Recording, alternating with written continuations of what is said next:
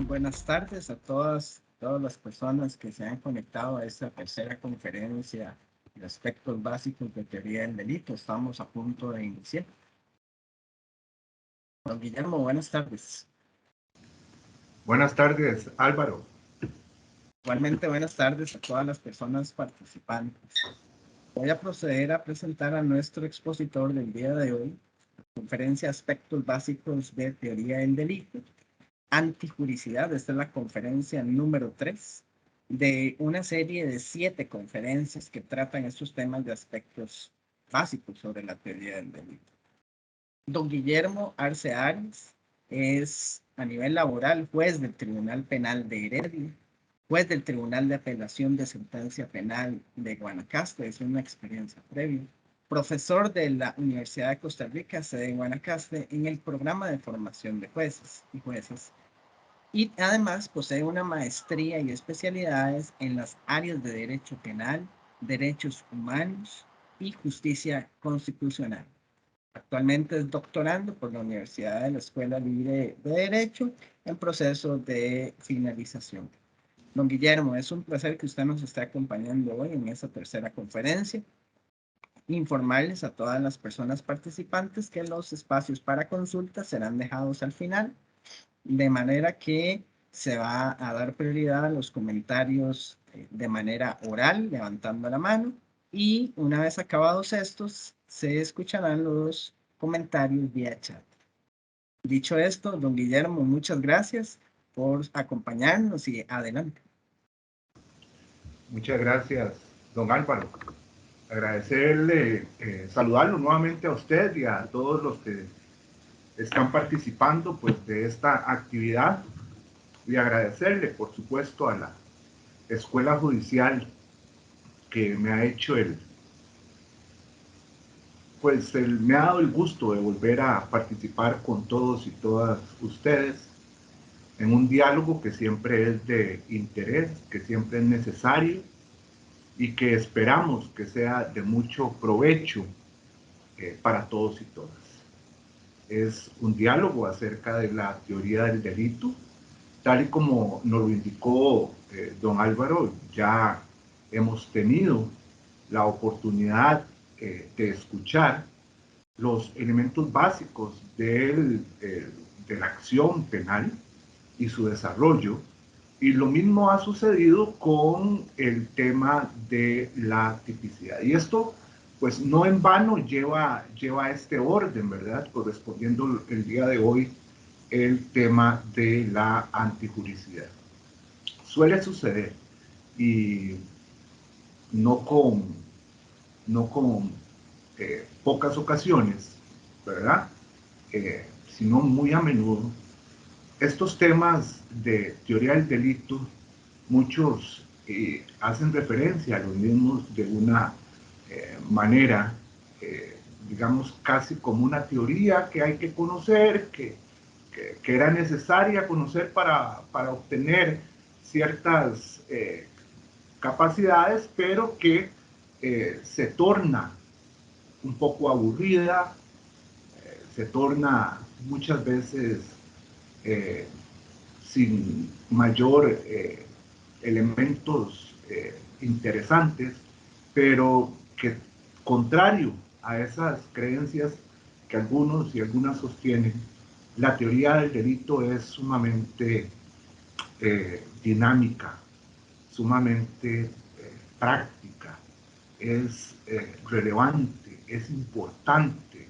Todos los días avanza conforme avanzan diferentes doctrinas, diferentes posiciones, y sin duda alguna que el realizar este tipo de actividades permite reforzar esos conocimientos que son necesarios a la hora de aplicar el derecho penal.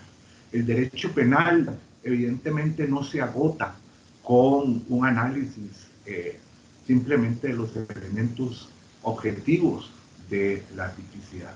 No porque alguien haya cumplido con la realización de lo que materialmente se exige en un tipo penal o en términos penales en un delito, comete con ello el delito. Es necesario establecer una serie de parámetros, de una serie de análisis en distintas posiciones a través de los distintos elementos estructurales del delito para llegar a un resultado de responsabilidad penal. Y lo que está abajo de ese análisis no es otra cosa más que el desarrollo de lo que hemos llamado la teoría del delito.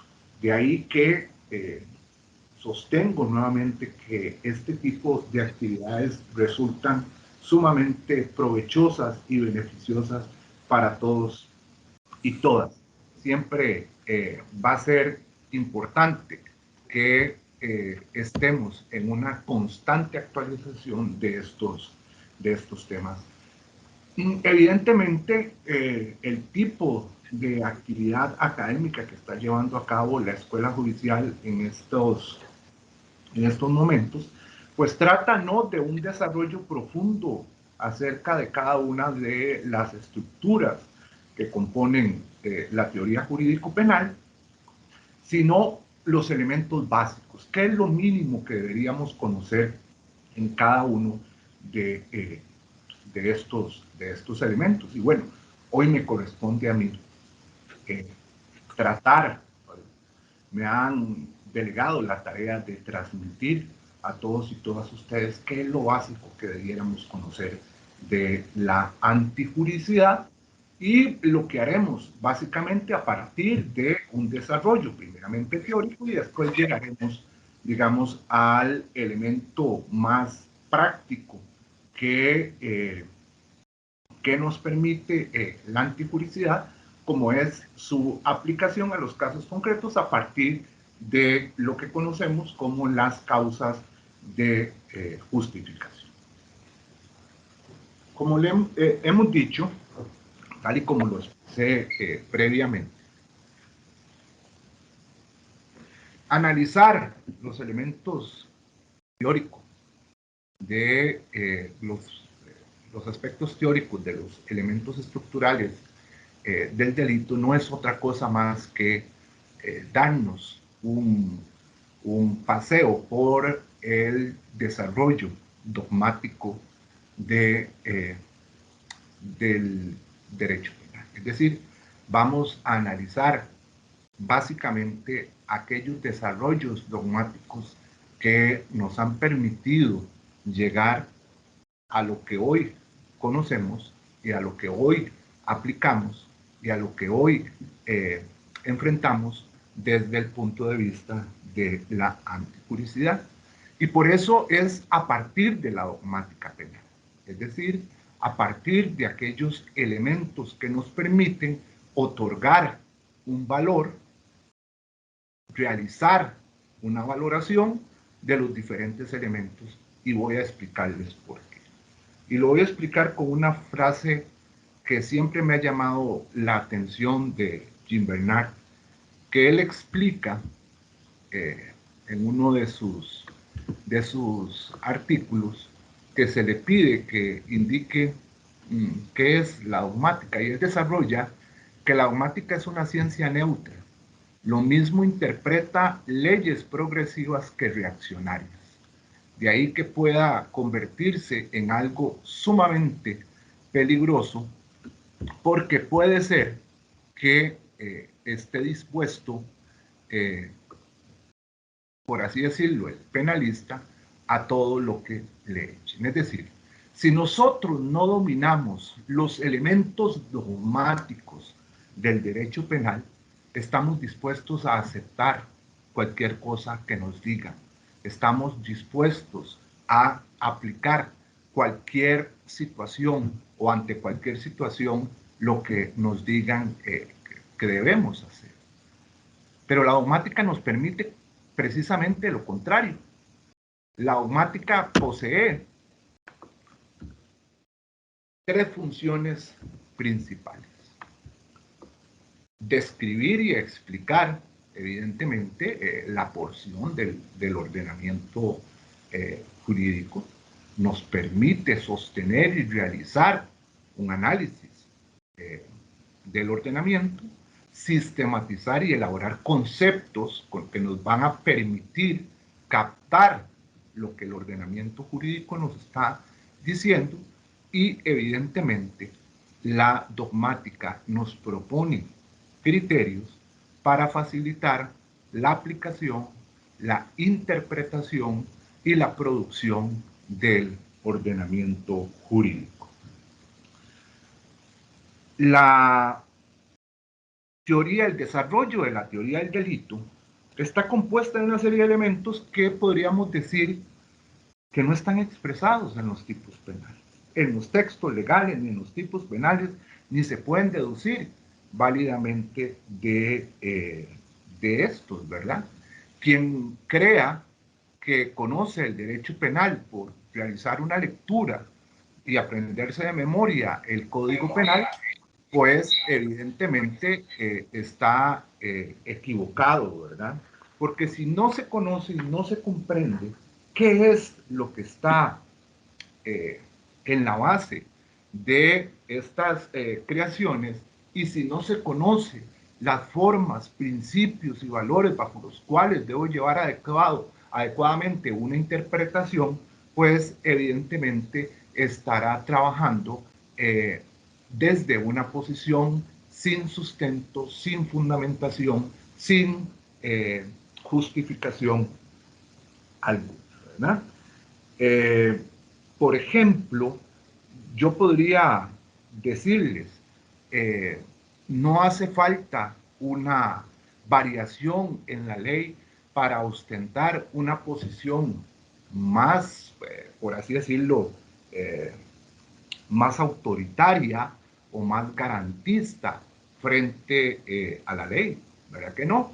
Basta simplemente el cómo yo interprete, el cómo yo sustente y el cómo yo aplique la ley. Pero para ese análisis, para esa interpretación y para esa aplicación de la ley, necesito hacerla de una forma sustentada en criterios válidos, ¿verdad? Y eso es precisamente lo que nos permite, pues, la dogmática en este caso, del delito, ¿verdad? Por ejemplo, podría preguntarles en cuál artículo del Código Penal se describe puntualmente la función de, por ejemplo, el bien jurídico. ¿De dónde obtengo yo el dato de la definición legal del bien jurídico? ¿Qué es un bien jurídico? ¿Existe la figura del bien jurídico? ¿Cuál es el contenido del bien jurídico? ¿Cuál es la función del bien jurídico? Nadie puede decir que eso está escrito en la ley porque no lo está en el Código Penal. Pero sin embargo, difícilmente podríamos llevar a cabo una adecuada aplicación, un adecuado análisis, una adecuada comprensión y una adecuada aplicación de un tipo penal o la resolución de un caso de carácter penal si no tenemos claro qué es, cómo funciona, cuál es el contenido de un bien jurídico. Pues el mismo está presente, por ejemplo, en las distintas estructuras o en los distintos elementos que componen el delito. Es decir, es un elemento que hay quienes le atribuyen ciertas funciones a nivel del tipo, hay otros que le atribuyen funciones a nivel de la antijuricidad, y evidentemente al momento de realizar el reproche penal, la afectación, si es que se llegó a dar de este tipo mediante lesión o bien mediante puesta en peligro, pues evidentemente también juega un papel. Pero es un elemento que proviene precisamente de una teoría jurídica que se sostiene en posiciones teóricas, en desarrollos doctrinarios, y que depende de cómo analice yo, por ejemplo, estos contenidos del bien jurídico, depende del carácter que le otorgue yo a ese elemento bien jurídico, así va a establecerse, por ejemplo, la posibilidad de, o las distintas posibilidades o las distintas opciones de aplicar esa ley, esa norma, ese tipo penal o resolver un caso en términos generales del derecho penal. ¿Y qué pasa? Por ejemplo, si en la función que cumple el bien jurídico, ya partiendo de que el mismo cumple una función dentro de la teoría jurídica del delito, ¿qué pasa si yo le otorgo una función distinta y sustituyo la posición que posee el bien jurídico, la sustituyo por la norma, por ejemplo? Y en lugar de decir que hay una lesión o puesta a peligro de un bien jurídico, digo que hay una afectación a la norma y que la norma se vio afectada, por ejemplo, por el incumplimiento de las expectativas que normativamente fija la sociedad en el actuar de una persona. Y la respuesta es fácil.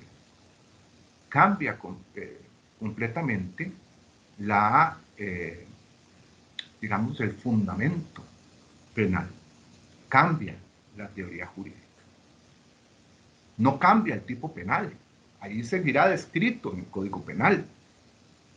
Pero sí cambia la forma en que lo interpreto y evidentemente cambia la forma en que lo analizo.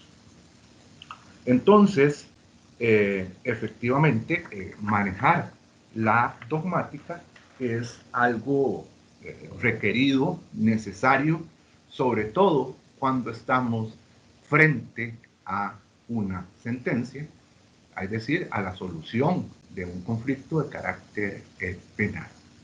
Y es que me ha correspondido como juez del Tribunal de Apelación de Sentencia Penal de Guanacaste, del que he formado parte y sigo formando parte como suplente del mismo, que muchas veces en el desarrollo de la solución de los casos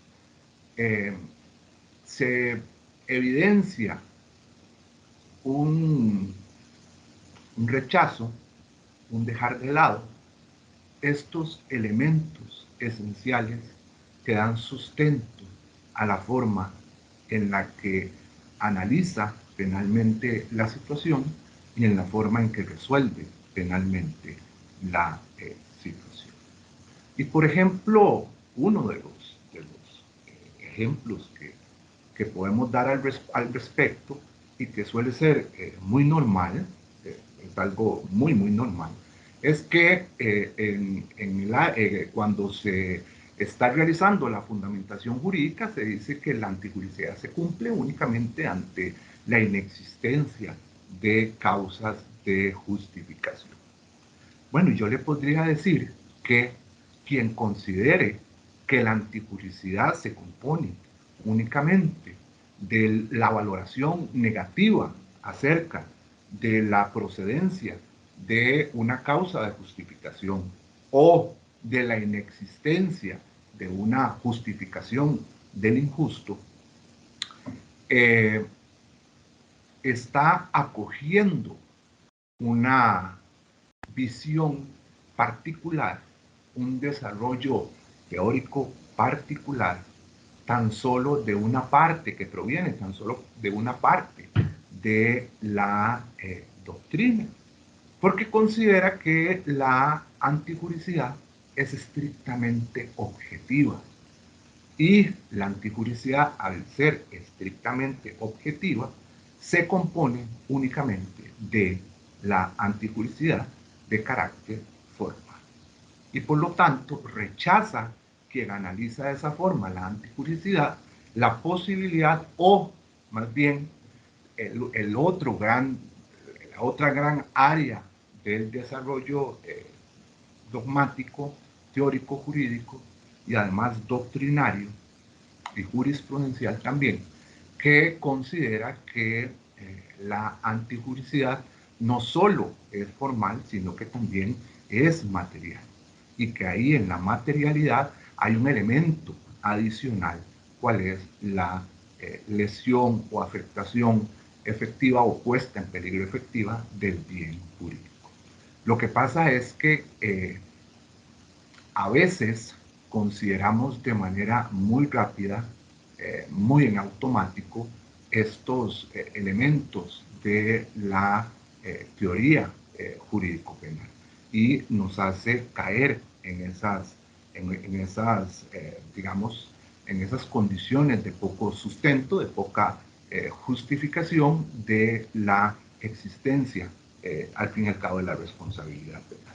Pues es necesario que al momento en que estemos frente a una sentencia, ya sea ante la obligación de redactar la sentencia, ante el análisis de esa sentencia para,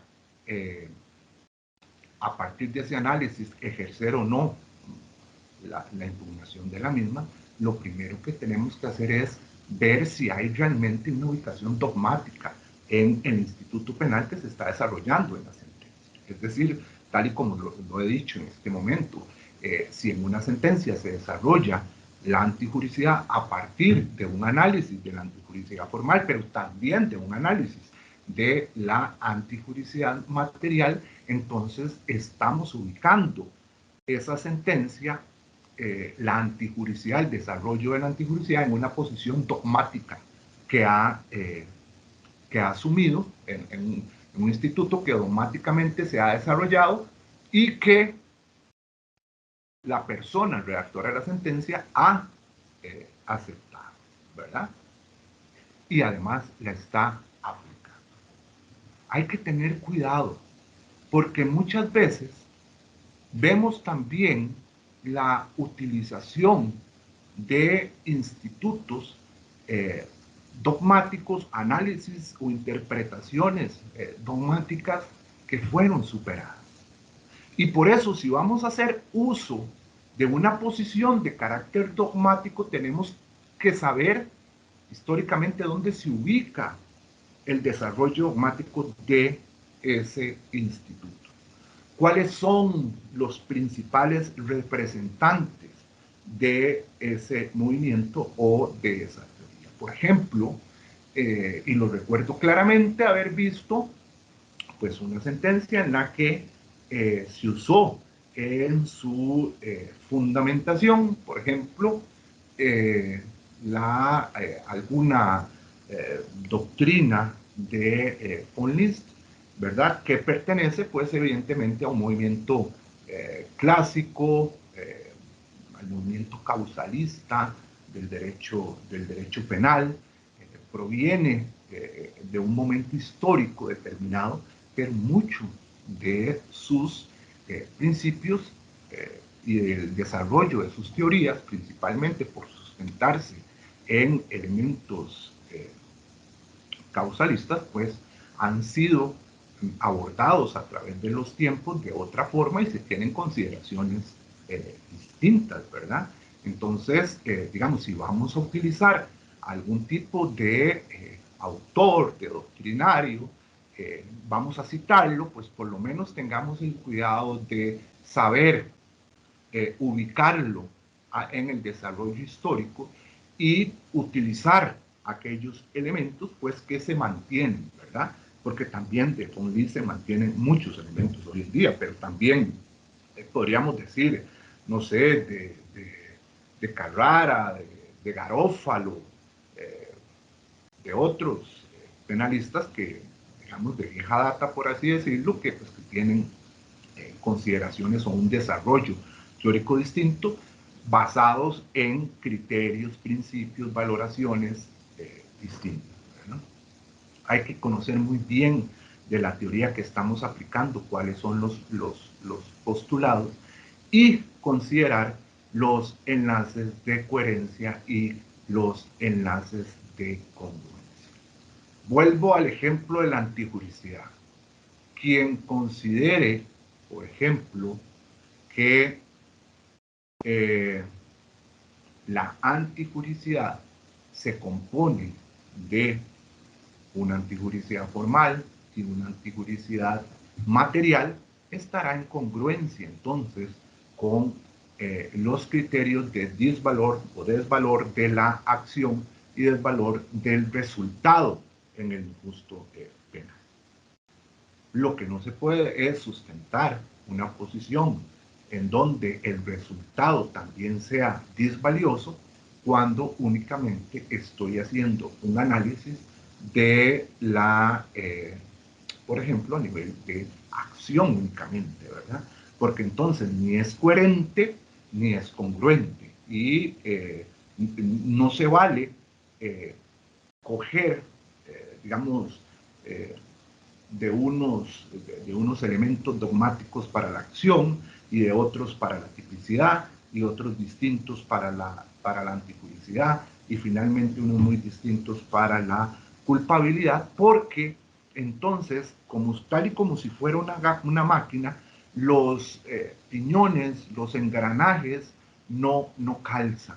Y esa falta de coherencia y esa falta de congruencia se nota cuando para la fundamentación y justificación, por ejemplo, de una tipicidad, se toman bases de una tesis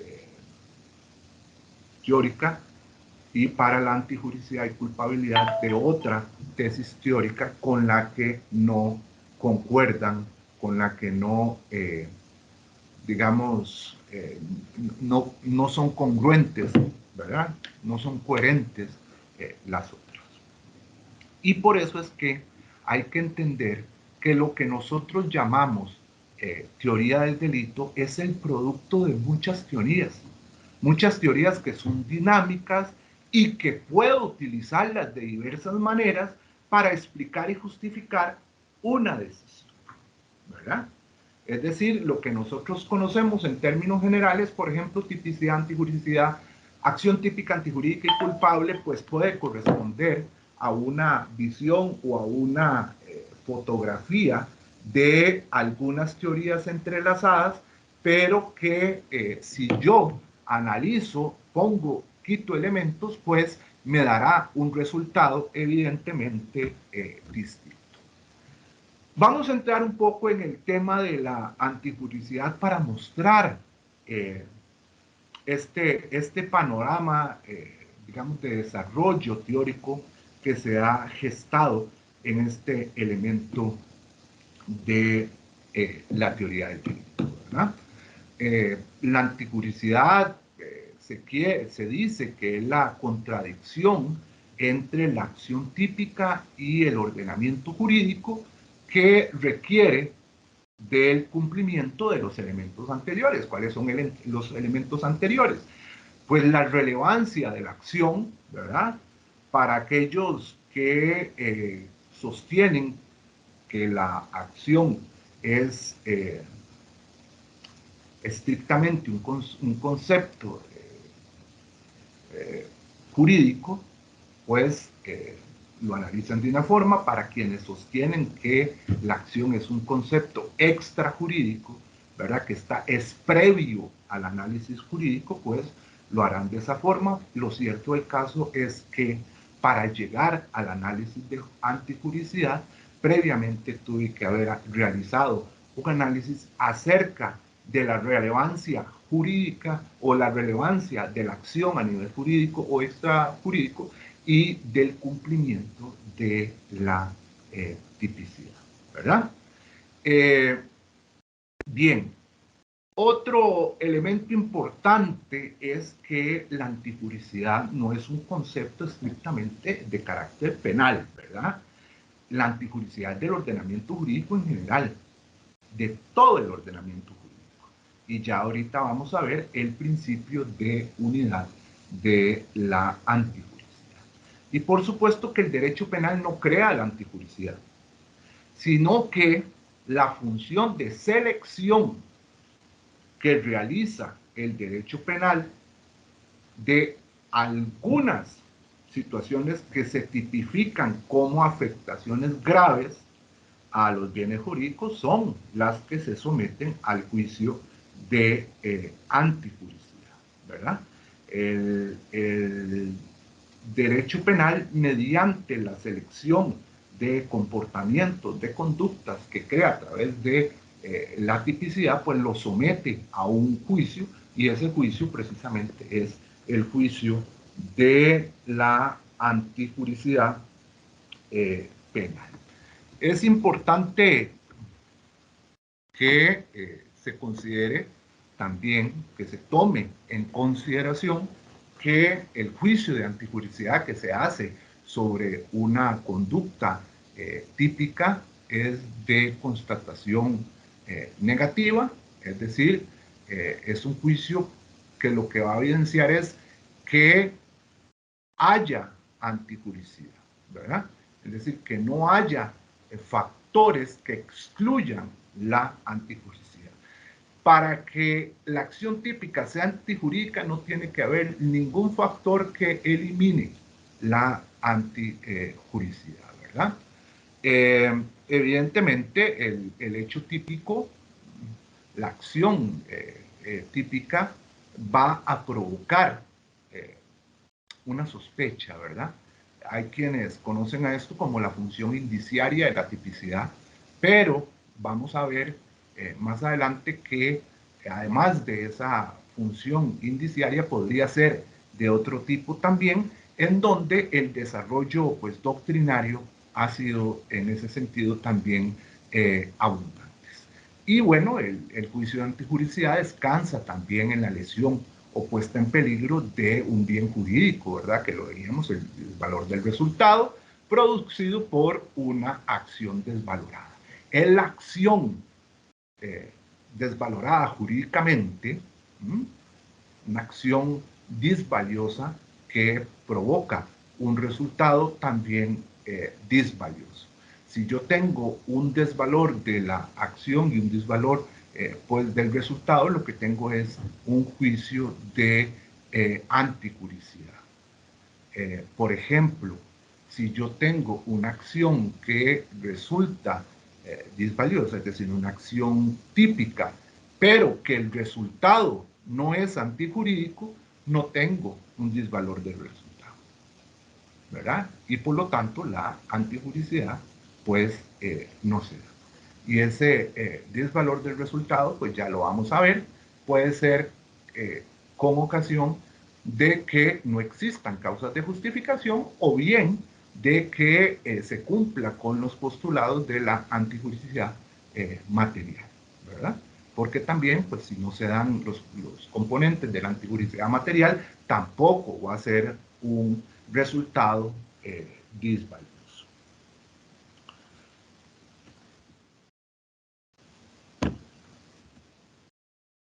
De previo, tal vez a pasar al desarrollo de las escuelas, de las principales escuelas penales y estrictamente aquellas que surgen a partir de la época del iluminismo, de la ilustración, con la escuela clásica alemana, es decir, que también hay un desarrollo amplio de la escuela italiana también, ¿verdad?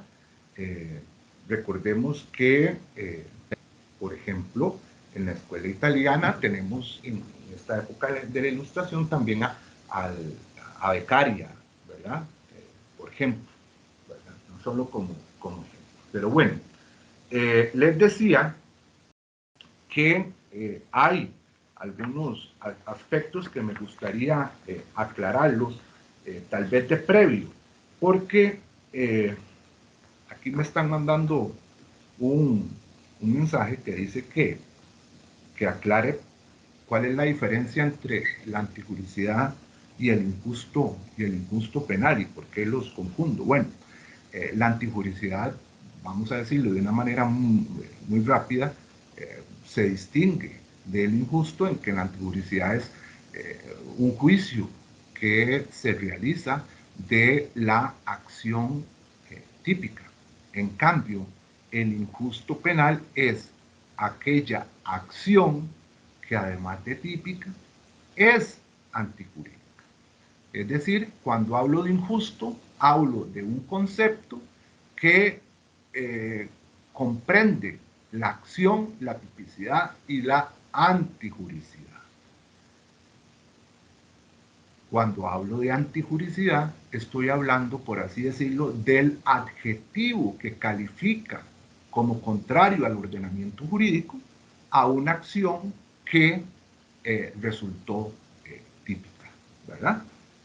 Suelen en algunos casos, creo que más adelante vamos a tener un poquito de desarrollo de este tema, pero suelen en algunos casos hacerse una confusión, y es que, claro, cuando yo tengo una acción típica a la que le realizo el juicio de antijuricidad y me resulta efectivamente disvalioso el mismo, pues he cumplido con los postulados del injusto penal, y por eso suele llamar a confusión. Incluso si ustedes ven en el desarrollo, tan solo como ejemplo, ¿verdad?, del libro de Roxin, de teoría del derecho, del derecho penal, parte general, perdón, se darán cuenta que él a las causas de justificación les llama también causas de exclusión del injusto penal. Y él dice que suelen tratarse de la misma manera sin que implique ninguna afectación de significado. Claro, porque si se excluye la antijuricidad, se excluye el injusto penal. Entonces, aunque no son lo mismo, si no se presenta la antijuricidad, pues evidentemente la consecuencia será la misma. Pero veamos esto un momentito, brevemente. Vamos a empezar con la escuela clásica y naturalista, ¿verdad?, del derecho penal, que, digamos, su principal exponente lo tenemos con Franz von Liszt, ¿verdad? Él, ya desde von Liszt, estableció una diferencia entre la antijuricidad formal y la antijuricidad material. Y eso es así porque recuerden que en el causalismo se excluía de el análisis de la ley los valores culturales y sociales, ¿verdad? Propiamente, von Liszt fue parte del positivismo jurídico, es decir, lo importante era el establecimiento de la ley, ¿verdad? Y la acción, como se aplicaban desde el punto de vista los criterios del naturalismo, era una acción de carácter estrictamente causal, es decir, hay una acción que genera un resultado, y ese resultado y esa acción provocará ese resultado si fue causa del mismo, ¿verdad?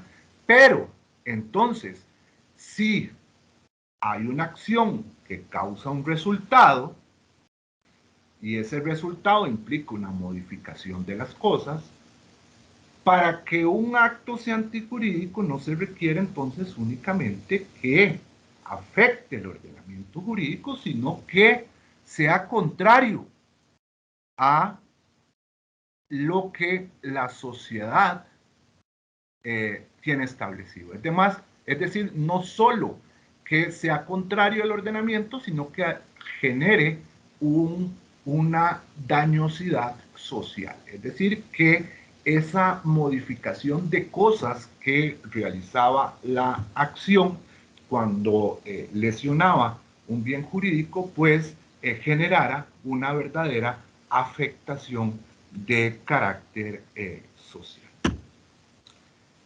Posterior al causalismo, pues evidentemente venía el neocantismo, neoclasicismo, es decir, la escuela posterior a la escuela clásica, ¿verdad? El neocantismo, la escuela neoclásica, más bien parte de una idea de separar las ciencias de la naturaleza de lo que son las ciencias del espíritu. Y sucede que el derecho era considerado una ciencia del espíritu.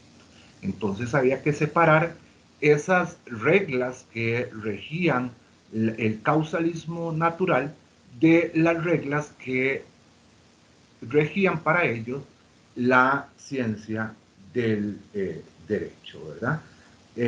Son formas separadas, dicen los neocantianos, de conocimiento, y el conocimiento humano tiene su propio método, no es a través de las reglas de la naturaleza, ¿verdad? Ellos decían claramente que las ciencias de la naturaleza pues se rigen efectivamente con un método que era el método de la teoría causal explicativa, pero que el derecho no se puede trabajar con esta característica de la causalidad, ¿verdad? Sino que lo que había que hacer eran valoraciones y había que analizar los elementos del derecho a partir de valoraciones culturales, valoraciones sociales, ¿verdad? Entonces ya no era aquella separación absoluta entre lo social, lo cultural y el derecho, sino que vamos a ver involucrado en la interpretación del derecho, pues, elementos sociales y elementos culturales, ¿verdad? Entonces, por ejemplo, para los neocantianos es requisito, ¿verdad? Aquello que empezó von List a desarrollar, de que la acción típica no solo debe ser contraria al ordenamiento jurídico, sino que debe causar un verdadero daño en la sociedad, es decir, debe modificar de manera de afectación a la sociedad. Los neocantianos le dan un poco más de forma, ¿verdad? Y empiezan a establecer que no puede ser tampoco que una acción resulte antijurídica únicamente por afectar, por ser contraria al ordenamiento jurídico, sino que además debe causar una lesión. Y no, los neocantianos van un poco más allá y dicen, y no se trata simplemente de poner en peligro, ¿verdad? Sino de causar un verdadero daño a partir de la lesión al bien jurídico.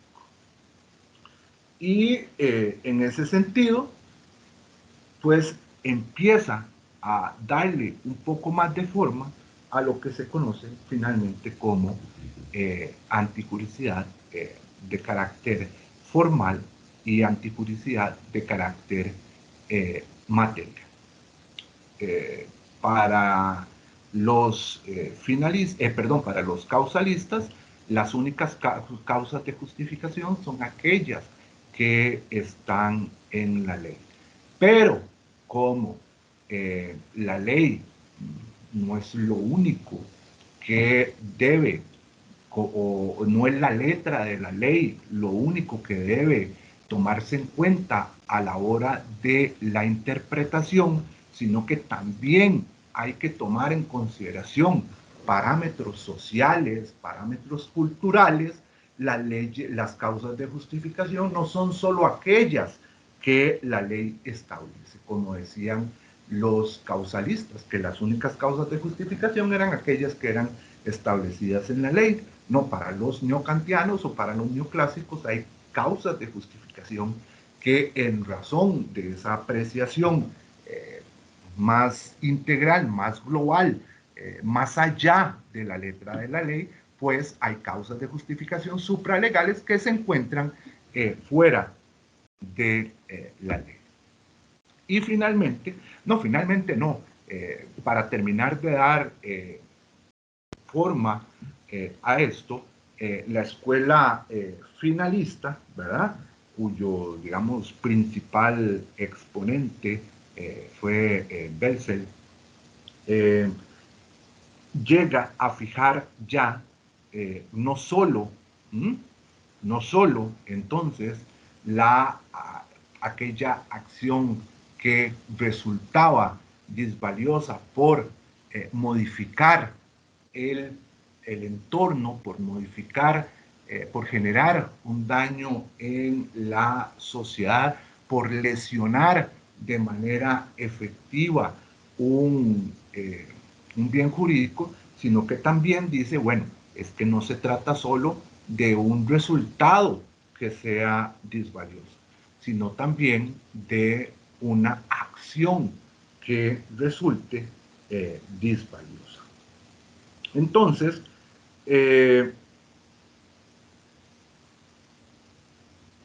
dice el finalismo que para que haya antijuricidad, pues no resultaría suficiente la causación de ese resultado, sino que sería necesaria una acción que también sea disvaliosa.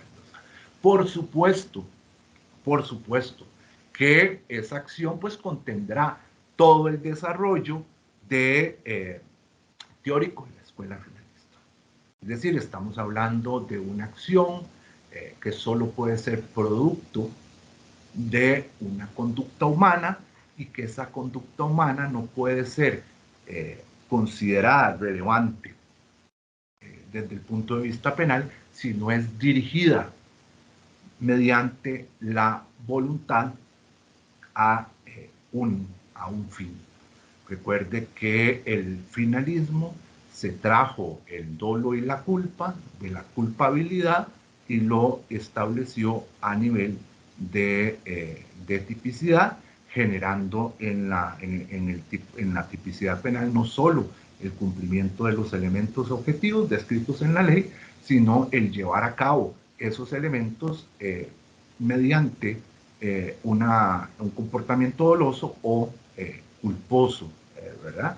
Es decir, la acción típica objetivamente hay que imputarla de alguna de las dos formas, o por dolo o por culpa. Y esa acción que cumple con esos términos es la acción que genera una condición disvaliosa, ¿verdad? Entonces genera un predicado, un adjetivo, perdón, era la palabra, de disvalioso, ¿verdad? De manera tal que hemos visto, tan solo llegando hasta aquí, a la escuela finalista, digamos, por decirlo de alguna forma, a la primera mitad prácticamente del siglo XX, que en algunas ocasiones el péndulo ha estado más del lado de la acción, en otros momentos históricos ha estado más en el lado del resultado, y que solo con el desarrollo histórico se fue gestando, se fue fortaleciendo el concepto de antijuricidad, no únicamente como la contrariedad al derecho, sino además como una afectación a un bien jurídico, a un interés social, a una dañosidad social, dirían, ¿verdad? Es decir, a la causación de un resultado no aceptado por la sociedad. Pero digamos que a partir de la segunda mitad del siglo XX, pues tuvo un mayor desarrollo las tesis funcionalistas, ¿verdad? El funcionalismo se caracteriza porque asume,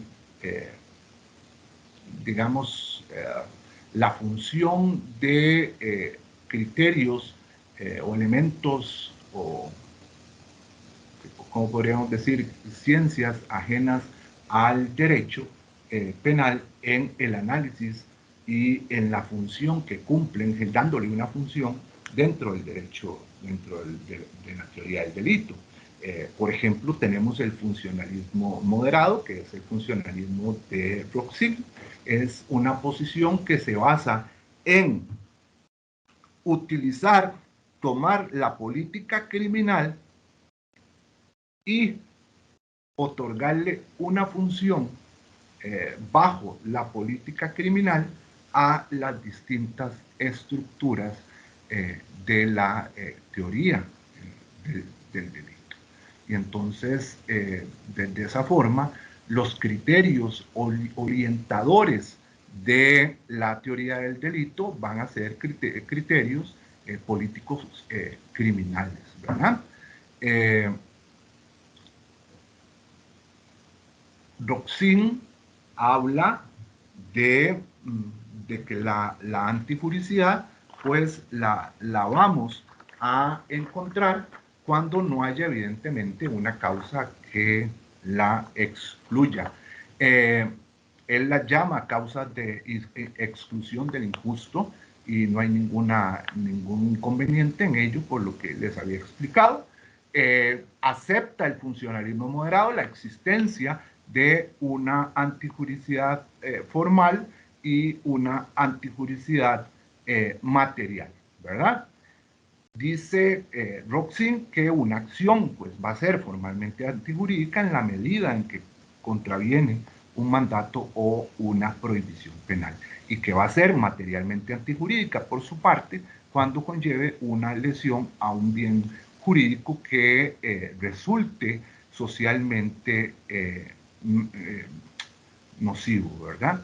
Entonces vean cómo ya podemos apreciar cómo pues aquellas ideas que nacieron con von List de la conducta socialmente dañosa, la conducta que afectaba o cumplía con el criterio de dañosidad social, pues se fue fortaleciendo tal y como lo hemos dicho, ¿verdad?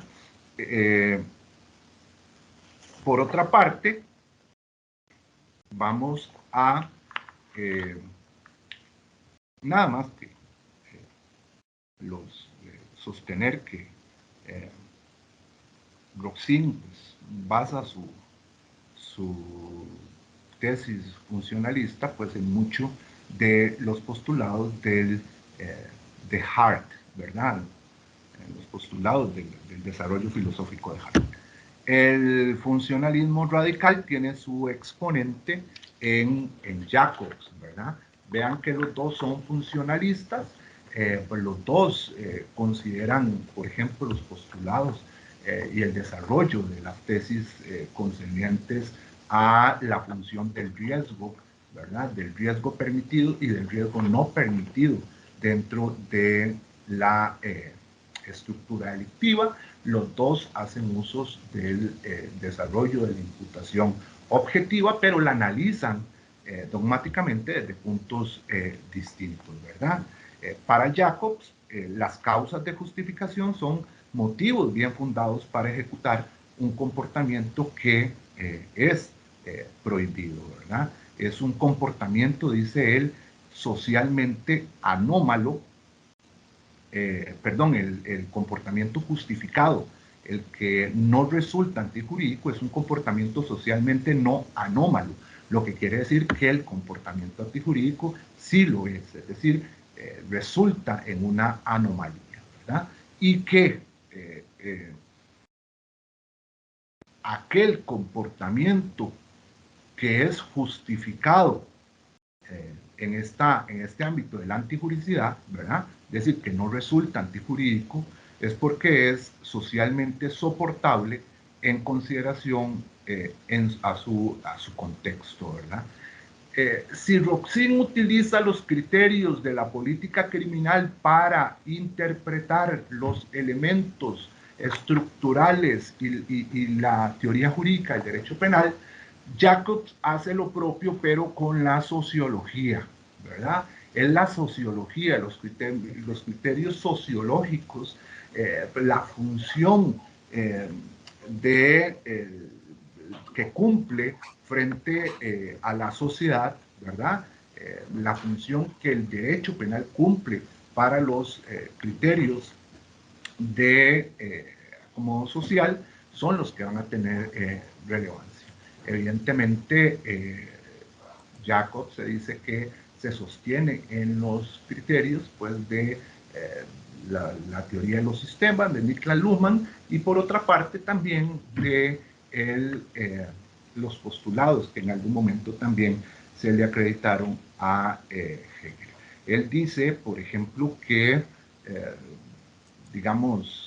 que cuando hay un comportamiento justificado, no hay, digamos, una falta de motivación. Lo que quiere decir que cuando estamos ante una acción típica y antijurídica, estamos ante una acción que, además de cumplir con los postulados de la tipicidad, no motivó jurídicamente el comportamiento o la conducta del autor de esa falta. Y por existir esa falta de motivación jurídica, pues ha de ser responsable y por lo que se le debe realizar el reproche de culpabilidad, ¿verdad? Bien, vamos a analizar un poquito el tema de la antijuricidad formal y la antijuricidad material. ¿Por qué? Porque todavía pareciera ser que pues hay un movimiento válido. Vamos a ver cómo lo explico. Hay una parte de la doctrina que se rehúsa a aceptar la existencia de una antijuricidad material, ¿verdad? No solo a nivel de la configuración de la teoría jurídica del delito, es decir, no solo porque no se aplica, sino además porque en nuestro medio dicen que no se deriva la existencia de esa antijuricidad material ni de la constitución política ni de los postulados legales que rigen el derecho penal costarricense, ¿verdad? Ya evidentemente hemos hablado que la antijuricidad formal es la que se da cuando la acción típica está prohibida por el ordenamiento jurídico penal o se omite esta antijuricidad abiertamente cuando está permitida, ¿verdad? Vamos a establecer también que el derecho penal no puede prohibir y tampoco puede permitir lo que el resto del ordenamiento jurídico permite hacer o prohíbe hacer. ¿Qué quiere decir con esto? Que la antijuricidad formal proviene de todo el ordenamiento jurídico, no solo del ordenamiento, de la parte del ordenamiento jurídico de carácter penal, ¿verdad? Cuando analizamos la antijuricidad formal, vamos a ver la contrariedad de la norma, no con el ordenamiento penal, sino con el ordenamiento en general. Y por lo tanto, una acción que esté, una conducta que esté permitido en derecho de familia, en el área comercial, en derecho civil, en derecho laboral, pues efectivamente no podría cumplir con los criterios de antijuricidad si es que está, digamos, prohibido por el derecho penal. No es que lo derogue, no, es que entonces existirá una razón para que esa acción que resulta típica no sea antijurídica con ocasión pues de una porción del ordenamiento jurídico que decide que no hay mayor contrariedad si se hace de esa forma. Y la antijuricidad material, pues, evidentemente es la lesión que después, o más bien anterior, se había determinado también que era la puesta en peligro de un bien jurídico penal, ¿verdad? No podría ser de otra forma, han dicho algunos, para quien sostenga que la función del derecho penal sea la protección exclusiva de bienes jurídicos. Aquí hay que tomar en consideración que tal y como lo he dicho, hay quienes sostienen pues, que esta antijuricidad material no existe y que la antijuricidad pues, es estrictamente de carácter objetivo, es estrictamente entonces formal. Evidentemente, uno de los temas que ha entrado en discusión suele ser cuando se ha discutido sobre una acción que resulta típica, que no está cubierta por ninguna causa de justificación, pero que no resulta socialmente, digamos, dañina porque no lesionó de manera efectiva un bien jurídico, ¿verdad? Y ahí es donde se ha venido a dar la discusión acerca de si es viable o no la exclusión de la responsabilidad penal por la antijuricidad material. En esto hay posiciones interesantes, ¿verdad? Que vamos a analizar, posiciones que por lo menos vamos a citar y pues evidentemente cada quien tendrá su visión al respecto. Lo que hay que tener cuidado es que si nosotros sostenemos la función del bien jurídico a nivel de la antijuricidad como elemento fundamental para el criterio material de la antijuricidad, es decir, que para que haya antijuricidad material tiene que lesionarse un bien jurídico, no podemos decir entonces que una acción es antijurídica únicamente porque no hay causas de justificación, sino que tendremos que entrar a analizar por qué el bien jurídico efectivamente resultó lesionado y por qué el bien jurídico no resultó lesionado o ni siquiera fue puesto en peligro, ¿verdad?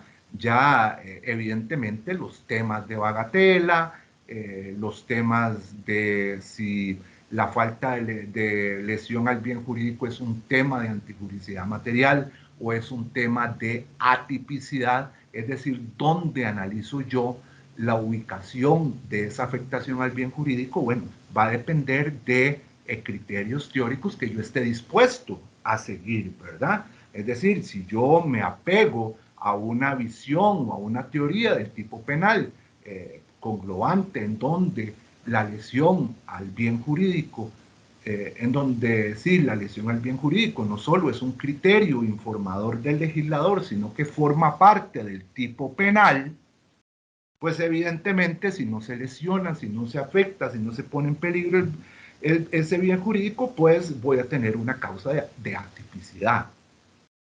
Eso es un razonamiento, digamos, congruente con el criterio de la falta de lesión al bien jurídico como una causa de atipicidad.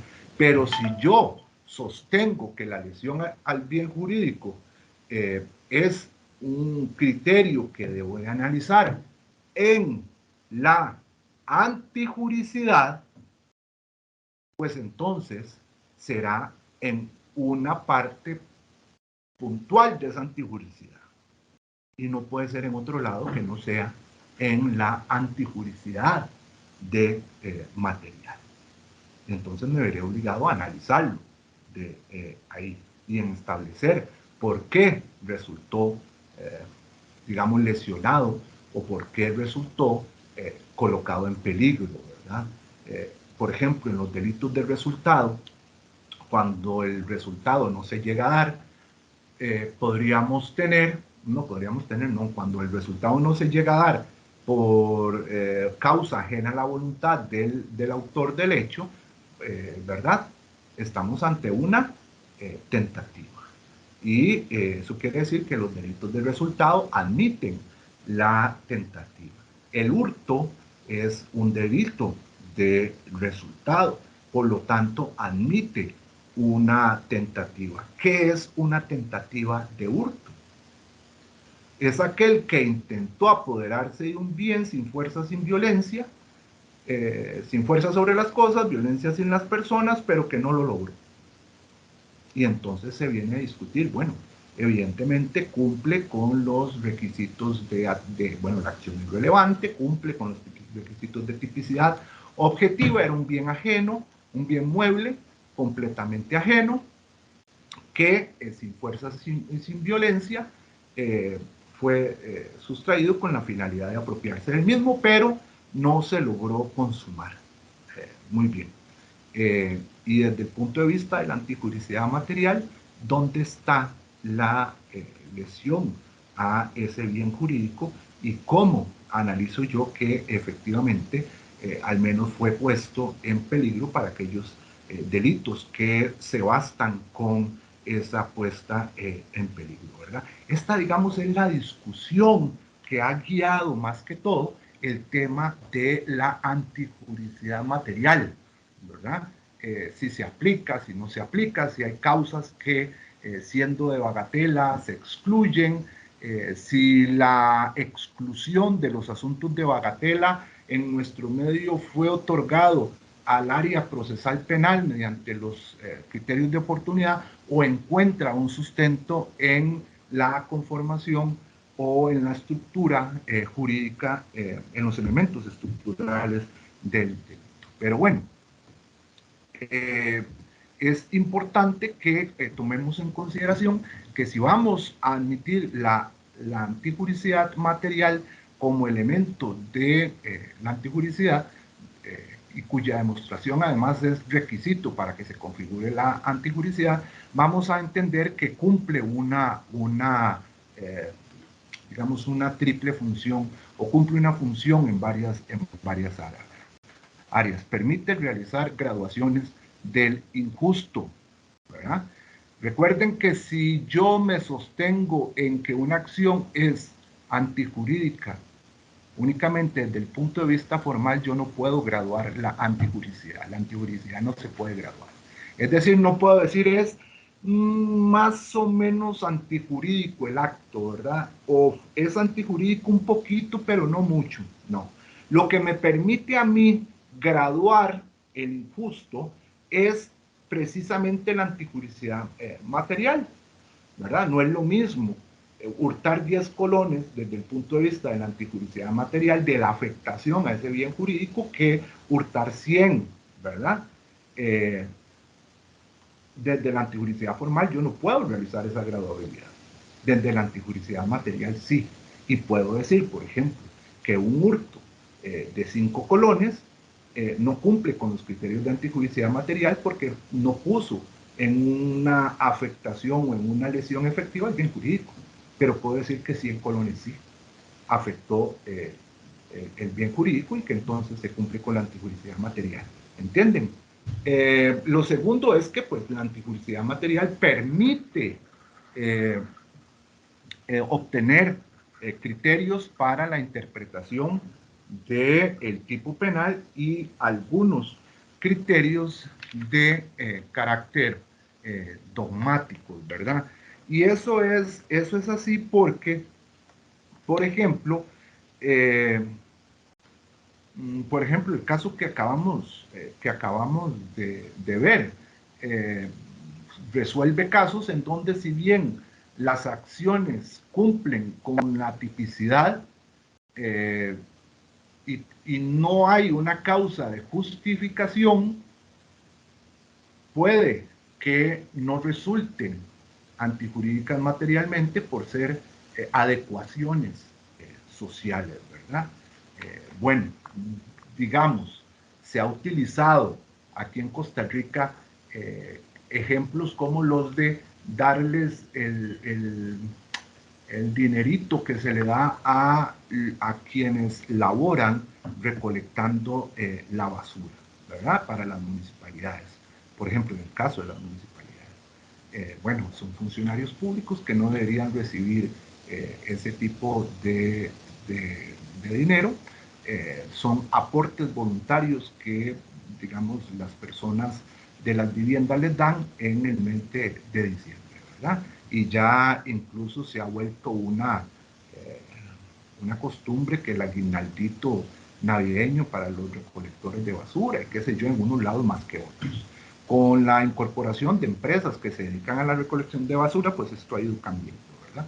Pero bueno, esa es una acción que podría resultar típica, podría no, que resulta típica objetivamente, que resulta típica subjetivamente, que no hay una causa de anticuricidad, causas de justificación, ¿verdad?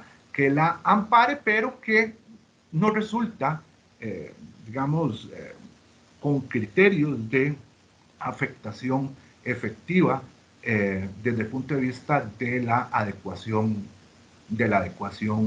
social, ¿verdad?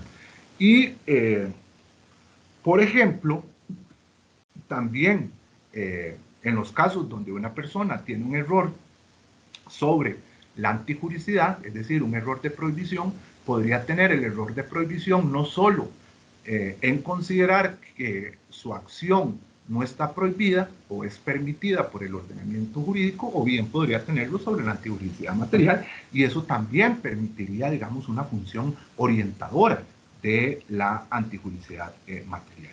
Y permite también formular los principios de exclusión, ¿verdad?, de las causas de exclusión de la anticuricidad y determinar su alcance. Hay diferencias sustanciales entre la anticuricidad y el injusto penal, tal y como al principio lo vimos, que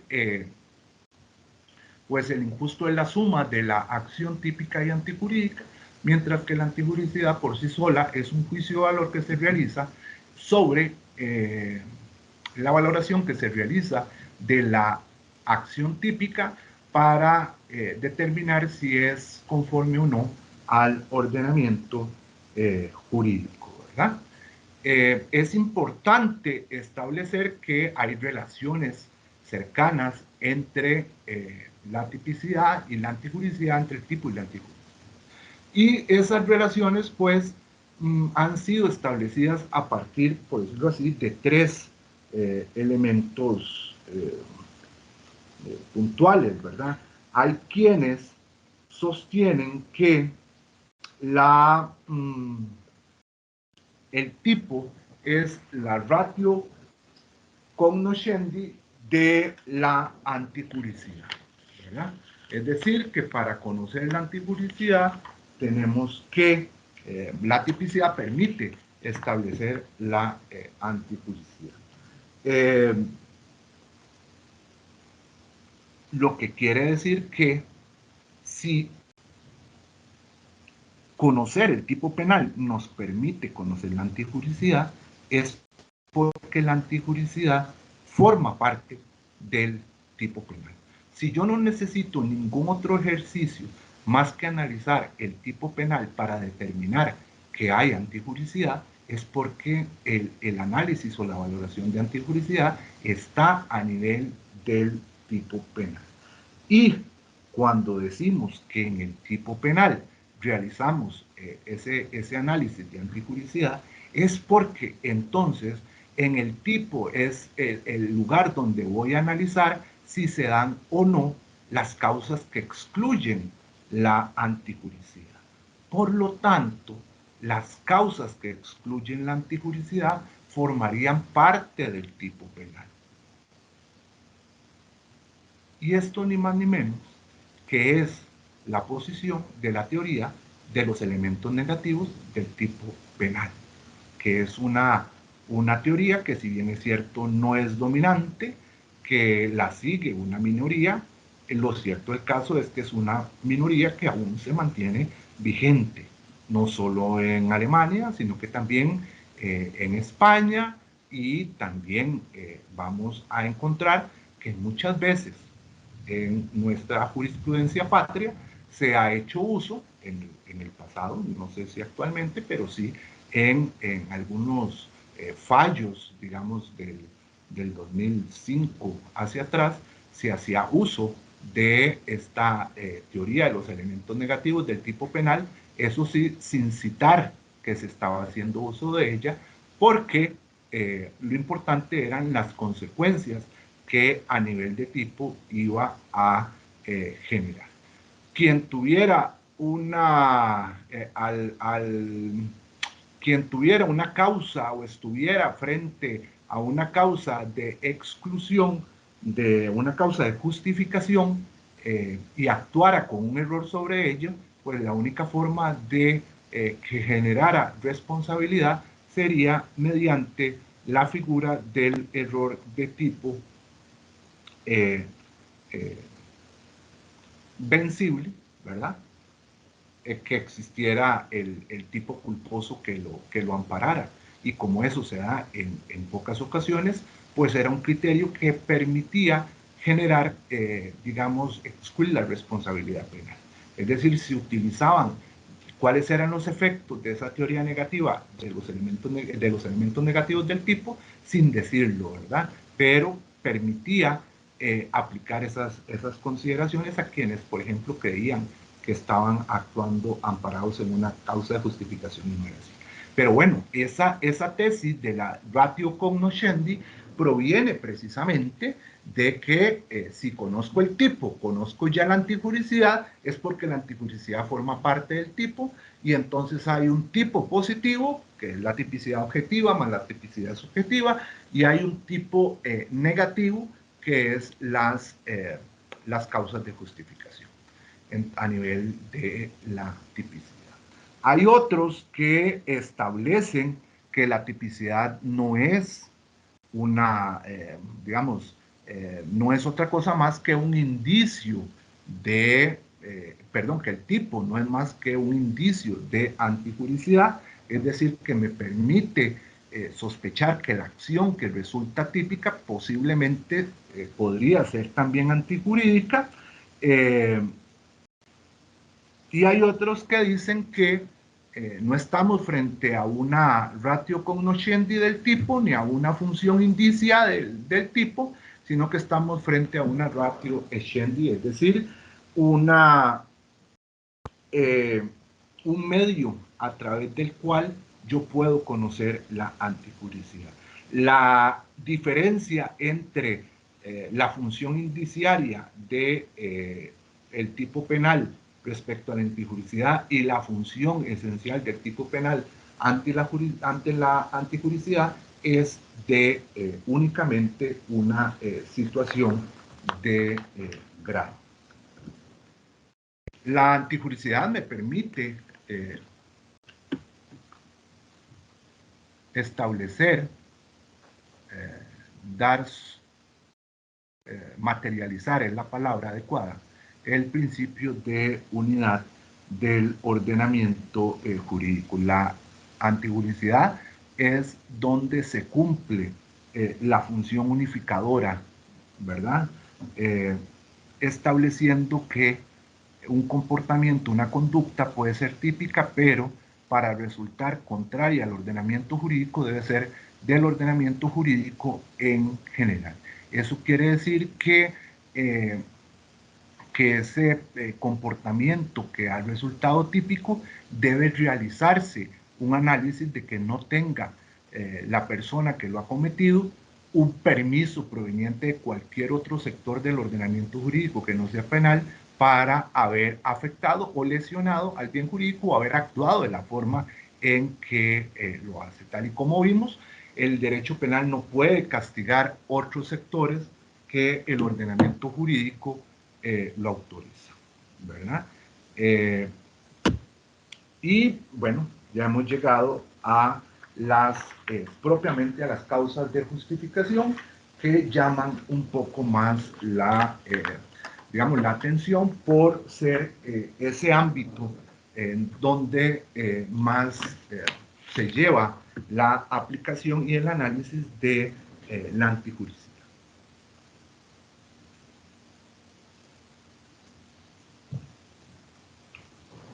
Las causas de justificación, ¿verdad?, son permisos frente a ciertas circunstancias y bajo el cumplimiento de requisitos de carácter estricto por parte del ordenamiento jurídico. Es decir, la conducta resulta típica, objetiva y subjetivamente cuando hay un cumplimiento, ¿m?, o un incumplimiento más bien de la norma. Pero únicamente bajo ciertas circunstancias, bajo ciertas excepciones, bajo el cumplimiento de ciertos requerimientos, van a resultar justificadas y en razón de ello no van a ser antijurídicas, ¿verdad? Ya hemos visto con esto entonces elementos importantes. Si vienen de todo el ordenamiento jurídico, las causas de justificación no podemos buscarlas exclusivamente en los artículos 25 al 24 al 27 del Código Penal. Creer que entonces la ejercicio de un derecho, el cumplimiento de un deber, el consentimiento del derecho habiente, el estado de necesidad y la legítima defensa son las únicas causas de justificación que existen. No, hay otras que están ajenas a la ley sustantiva penal y que las podemos encontrar. Algunas hay quienes dicen, por ejemplo, que la detención que un particular realiza de una persona que se sospecha ha cometido un delito es una causa de justificación que proviene del proceso penal, de las reglas del proceso penal.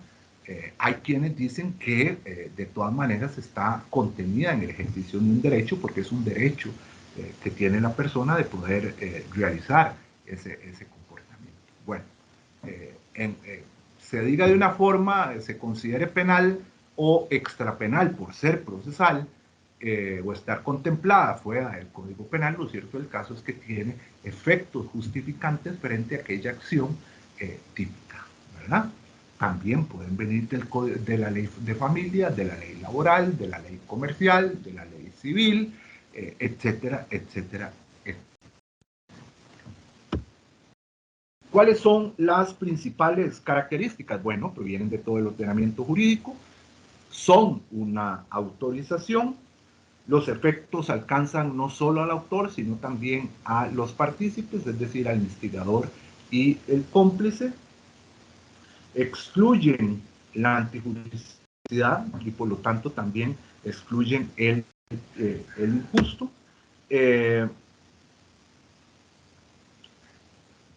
También vamos a considerar que quien genere la situación amparada por una causa de justificación, quien crea la agresión no puede después alegar legítima defensa. Quien crea el peligro no puede alegar posteriormente estado de necesidad. ¿De acuerdo?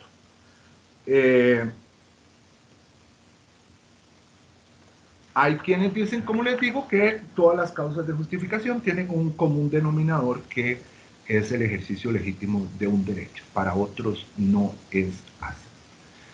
Hay quienes consideran que las causas de justificación pueden clasificarse en penales y extrapenales. Hay quienes sostienen la existencia de causas de justificación fuera de la ley, es decir, aquellas que provienen de la doctrina y de la jurisprudencia, ¿verdad? Por ejemplo, Castillo cita el caso de la creación de la causa de justificación vía jurisprudencial del permiso que se le otorga a los periodistas de grabar mediante cámara escondida actuaciones ilícitas de funcionarios y posteriormente difundir esas grabaciones, ¿verdad? Él considera pues que esa es una causa de justificación que proviene de jurisprudencialmente porque no tiene amparo en una ley ni penal ni extrapenal. Hay otras que son creadas por el derecho consuetudinario, ¿verdad? Cuyo ejemplo normalmente citado es el derecho de corrección moderada que tienen los padres sobre sus hijos, digamos que se ampara en la costumbre más que en la ley, y aquellas que provienen del derecho internacional. Por ejemplo, hay fallos de la Corte Interamericana de Derechos Humanos que han generado postulados que frente a ciertas circunstancias las acciones no pueden resultar antijurídicas, creando con ello causas que excluyen la antijuricidad en razón de la aplicación del derecho internacional, principalmente de los derechos humanos. También están aquellas causas de justificación que otorgan un derecho de intervención, estado de necesidad, legítima defensa, pero hay otras causas de justificación que otorgan simplemente una facultad de actuación, ¿verdad? Por ejemplo, el cumplimiento de un deber legal. El funcionario público no simplemente puede alegar que estaba en cumplimiento de un deber legal para que le ampare la causa de justificación, sino que requiere una valoración adicional, ¿verdad? Una toma en consideración. Entonces es simplemente una posibilidad, una facultad, pero que si decide hacerla, tiene que tomar en consideración una serie de factores, ¿verdad? Y hay otras causas de justificación que también podrían clasificarse en si son para todos los ciudadanos o para algún tipo especial de funcionarios públicos, tal y como lo hemos visto últimamente, ¿verdad? ¿Hay principios que sean comunes a las causas de justificación? Bueno, en esto hay quienes dicen que, digamos, está el principio de fin perseguido por la acción o el principio de ponderación de bienes jurídicos. Y esto se conoce en tesis monistas, es decir, son aquellos que creen que las causas de justificación se sostienen en un único principio, que puede ser el fin perseguido por la acción o ponderación de bienes jurídicos, pero también puede ser el principio, se cita de medio adecuado para el fin o de respeto por la situación prevalente del bien jurídico o el principio de regulación socialmente conveniente de los intereses, ¿verdad? Lo que dicen los monistas es que de estos principios que les he citado, solo uno. Y los pluralistas son quienes dicen que vienen sustentados en principios distintos, que puede ser, por ejemplo, el principio de interés preponderante con el principio de ausencia de interés, o el principio de interés preponderante con el principio de ausencia de injusto, ¿verdad? Esos son bastantes, digamos, bastantes tesis en razón de que son, digamos, bastantes principios que podrían sustentar. Las causas de justificación se componen de elementos, otra gran discusión, una de las discusiones que se ha mantenido con mayor, muy profusas, muy amplias hasta el día de hoy, ¿verdad? Hay quienes dicen que están las causas de justificación compuestas por elementos objetivos y y además por elementos subjetivos. Que los elementos objetivos son aquellos que se requieren para que se materialice la justificación, ¿verdad? Evidentemente, en el caso del cumplimiento de un deber, que exista el deber, en el caso del ejercicio legítimo de un derecho, pues que esté el derecho y que su ejercicio sea legítimo. Evidentemente, en el estado de necesidad, pues evidentemente el peligro, en la legítima defensa, los elementos objetivos son los que vienen a partir de la agresión ilegítima, ¿verdad? Pueden ser descriptivos, como resulta ser el caso de agresión, pero también esos elementos objetivos pueden ser normativos. Por ejemplo, la ilegitimidad de la agresión, eso solamente puede ser mediante una valoración especial. Y los elementos subjetivos que pues evidentemente son aquellos que resultan esenciales para la existencia de esas causas de justificación. Es decir, que la ley requiere que sean conocidos por la persona que está ante una causa de justificación. La persona tiene que saber si está ante una situación de peligro o no está ante una situación de peligro, ¿verdad? Tiene que saber, evidentemente, si se está defendiendo de una agresión ilegítima o no se está defendiendo de una agresión de carácter ilegítimo. ¿Y esto por qué? ¿Por qué creen que esto ha tenido un mayor desarrollo o una discusión, digamos, tan amplia como la de si hay antijuricidad material o no la hay? Bueno, precisamente porque si exigimos la existencia de elementos subjetivos a nivel de las causas de justificación, la persona que actúa y amparada por una causa de justificación tiene que saber y tiene que conocer que está actuando bajo una causa de justificación. Y saber que actúa bajo una causa de justificación significa conocer los elementos objetivos, que son descriptivos y normativos, de la causa de justificación. Tiene que saber que está, por ejemplo, ante una agresión ilegítima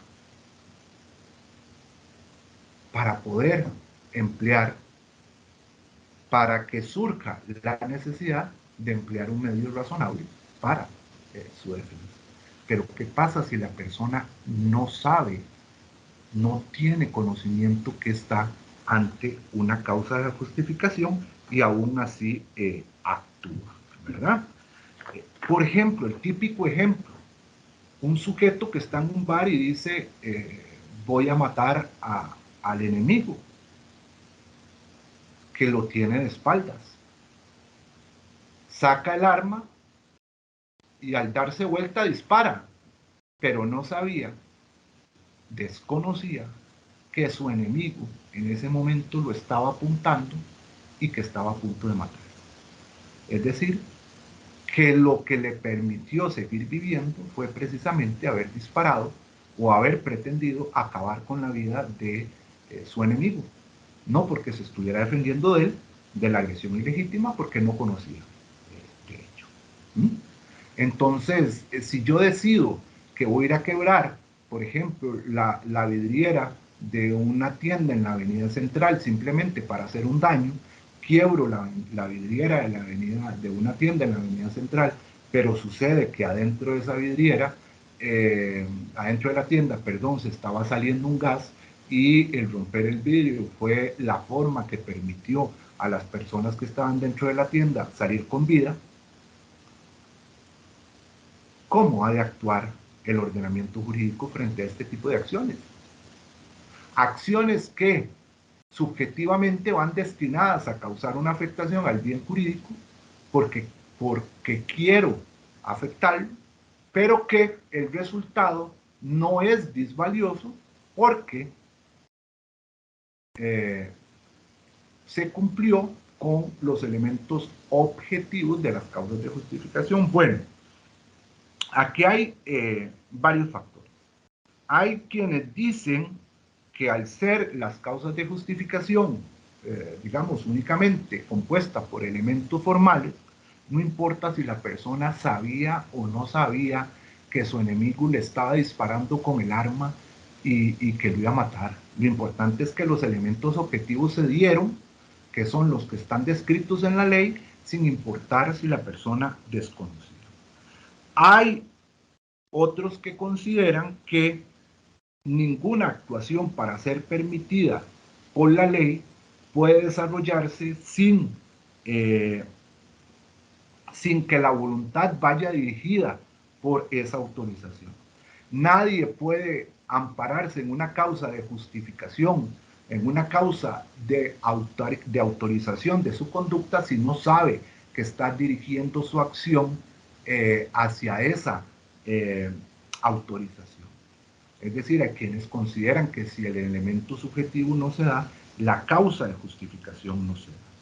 Y hay otros que consideran que basta el conocimiento de los elementos o de los presupuestos de la justificación sin que exista necesidad de demostrar el fin. Es decir, sin que haya necesidad de demostrar que su voluntad era defenderse. Un sujeto va con la intención de matar a su enemigo y al final le dio muerte, pero porque tuvo que defenderse. Pero si la finalidad era la misma, acabar con la vida, lo que tuvo fue un motivo distinto. Bueno, entonces esta tercera posición dice, no importa el motivo, lo que pasa es que sabía, en ese momento supo que tenía que defenderse y acabó con la vida de su enemigo para poder seguir viviendo, ¿verdad? Es decir, son tres posiciones que acuden a explicar de diversa forma. Lo cierto del caso es que la mayoría doctrinaria hoy en día considera que sí, que en las causas de justificación hay elementos que resultan objetivos y hay elementos que resultan subjetivos y para ambos se requiere se requiere que ambos estén presentes para que surja la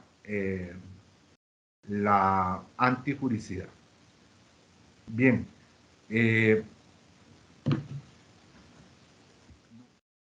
Ahorita vamos a ver esto un poco, pero tal vez sí me gustaría que no dejemos de lado, porque si no falta tiempo, pues no vaya a ser este el tema que quede de lado, el error sobre las causas de justificación, ¿verdad? Hay quienes consideran que el error sobre quien actúa bajo un error de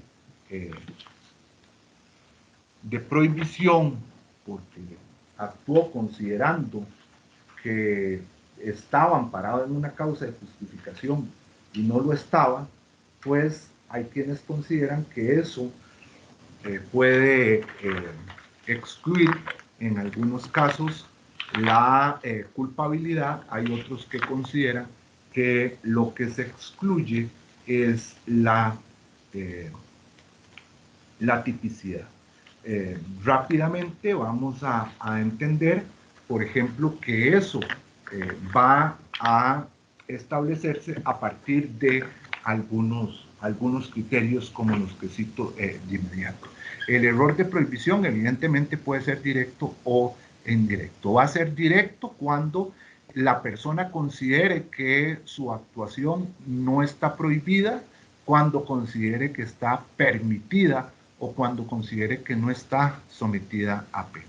Y va a ser indirecto en aquellos casos en que considere que si bien su acción resulta contraria al ordenamiento jurídico, lo cierto del caso es que en ese caso particular estaba actuando bajo una causa de justificación. En ambos casos, vean ustedes, el directo es porque desconoce la antijuricidad del hecho, la prohibición, y el indirecto es porque cree erróneamente estar amparado bajo una causa de justificación cuando no lo está, ¿verdad?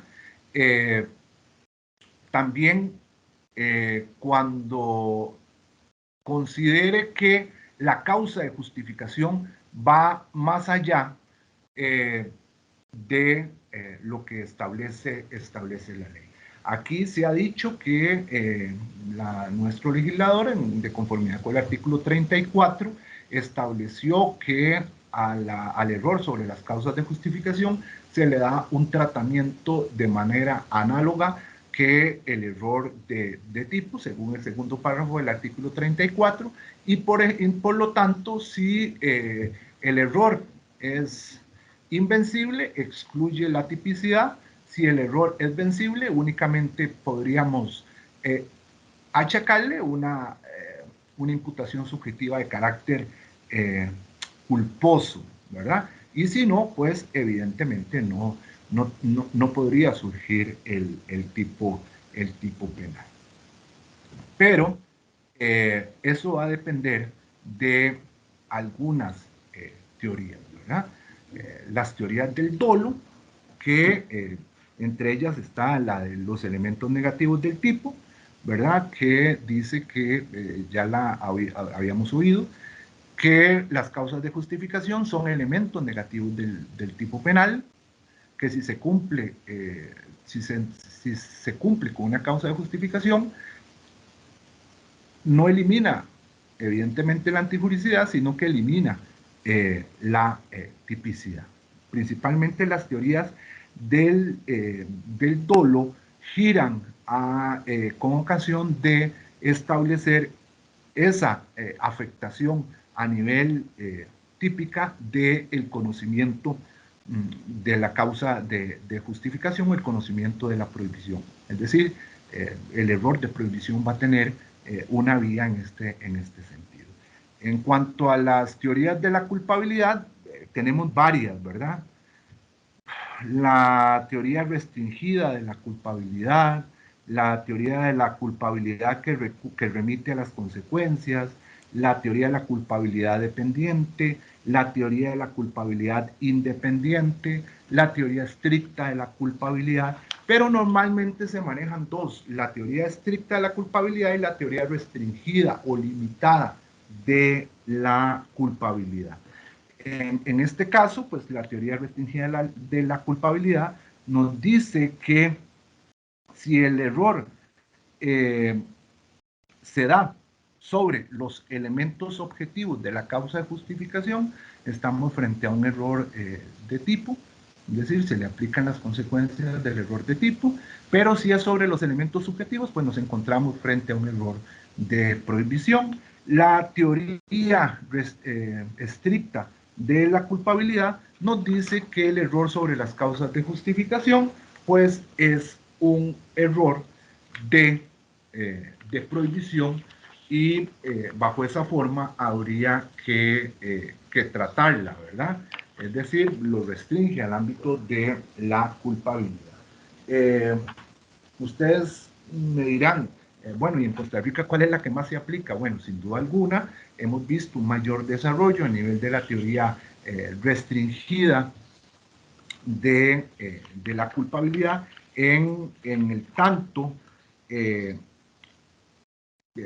trata el error sobre, perdón, estricta de la culpabilidad, en el tanto trata el error sobre las causas de justificación como un error de tipo. Pero también hemos encontrado que la teoría restringida o limitada ha sido aplicada también varias veces de forma coherente, de forma congruente con una estructura delictiva válida, razón por la cual pues son formas de interpretar lo que establecen los artículos 34 y 35 de nuestro código penal, ¿verdad?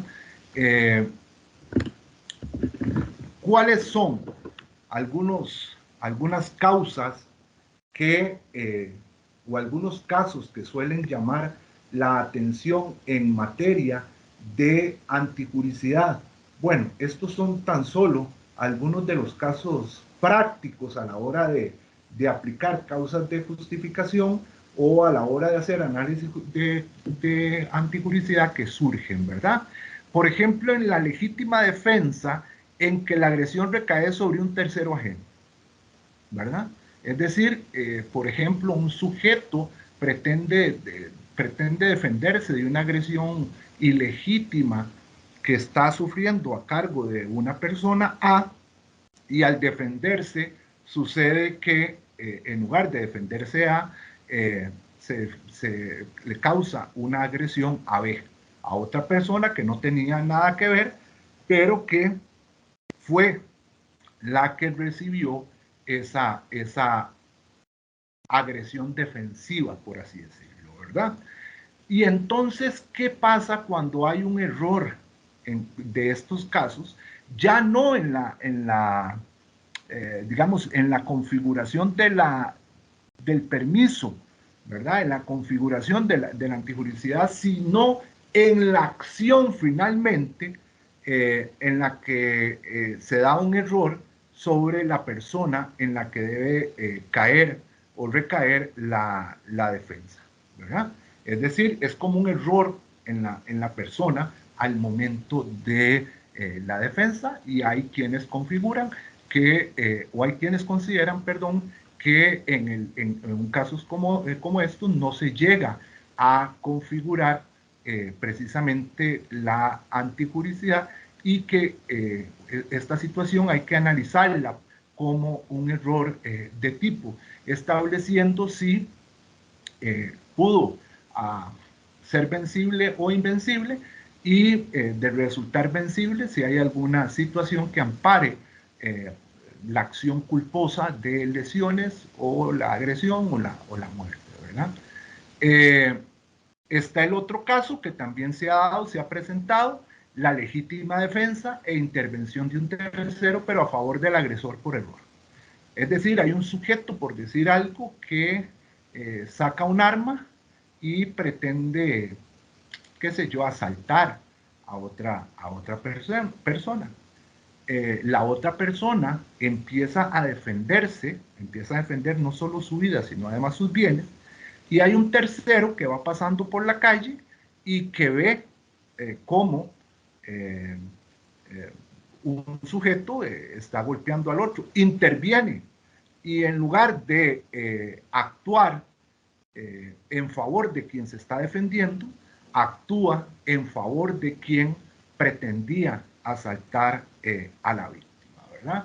Ahí también, pues evidentemente lo que está en esta situación es que la persona está viendo una porción de la realidad que lo lleva a creer que efectivamente va a amparar la vida de una persona que está a punto de resultar afectada por la acción violenta de otro, sin saber que ese otro lo que estaba era defendiéndose de la acción del primero.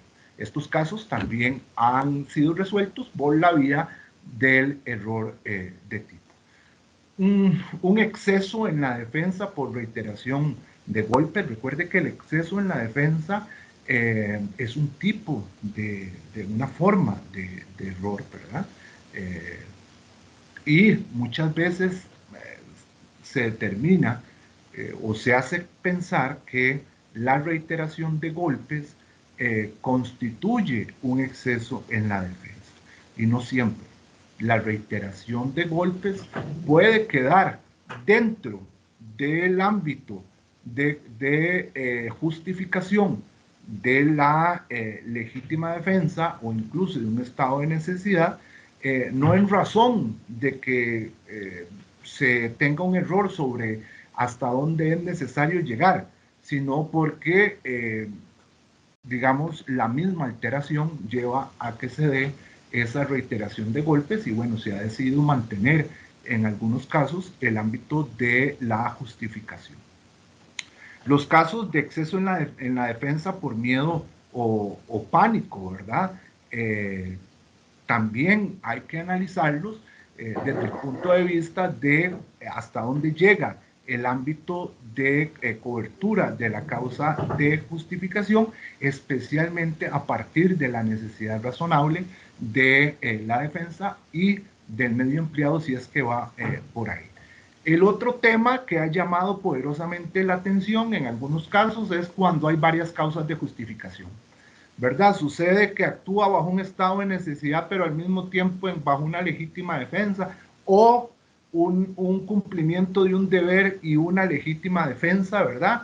Aquel policía, por ejemplo, que va a realizar una detención y actúa, pero al mismo tiempo tiene que defenderse. Bueno, ¿cómo se establece la preeminencia de una causa de justificación sobre otra? Bueno, a través de los principios de especialidad y a través del principio de subsunción.